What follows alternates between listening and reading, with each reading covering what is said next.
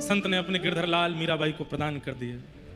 अब मीराबाई रो भी रही है और प्रसन्न भी है। प्रसन्न इसलिए कि ठाकुर जी आ गए, और रो इसलिए रही है कि एक संत अपने जीवन भर की सेवा यहां छोड़ के मेरे पास चले गए।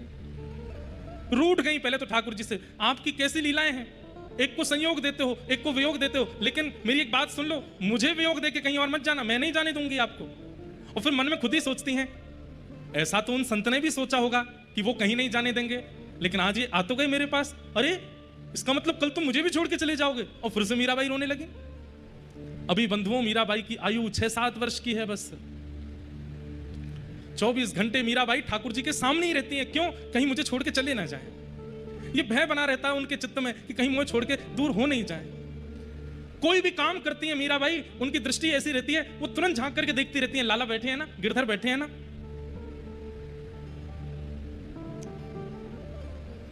और फिर वही लीला जो मैं कल सुना रहा था। एक दिन बारात जा रही थी, मीराबाई ने पूछा ये क्या है माँ? माँ ने बताया ये बारात जा रही है और ये दुल्हा जा रहा है अपनी बींदड़ी को लेने। मीराबाई की जिद हो गई, मैं भी बींदड़ी हूं किसी की? बोले हाँ। और मेरा दुल्हा कौन है, मेरे बींद कौन है? पूछते पूछते रात हो गई। माँ बोली तू तो परेशानी कर देती है मीरा, अरे बताओ ना मेरे बींद कौन है?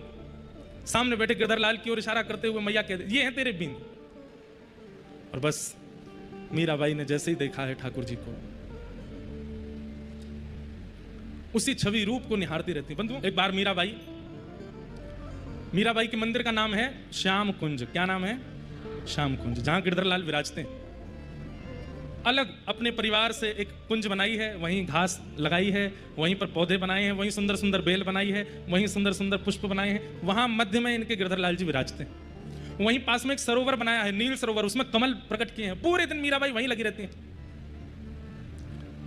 अभी तक मीराबाई सेवा करती हैं, भोग लगाती हैं, पर गाना अभी शुरू नहीं किया। एक दिन एक लीला होती है। क्या? आप अपने ठाकुर जी को निहार रही थी बैठे बैठे, और निहारते निहारते बस प्रसन्न मुद्रा में देखती हैं, ना मन में कुछ सोचती हैं, ना कोई बात करती हैं, कुछ नहीं, बस देखती हैं। देखने में ही सुख लगता है।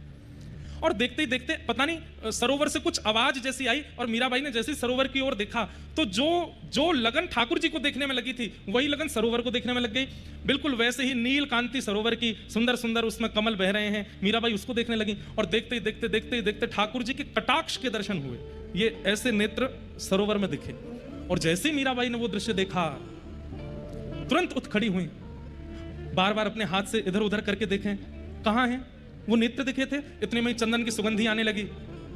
धीरे धीरे मीराबाई 1 सीढ़ी नीचे उतरी, 2 सीढ़ी नीचे उतरी, 3 सीढ़ी नीचे उतरी, भीतर प्रवेश करने लगी सरोवर में। प्रवेश करते करते नेत्र बंद हो गए, और तभी अपने मन में उनको ऐसा चिंतन होने लगा कि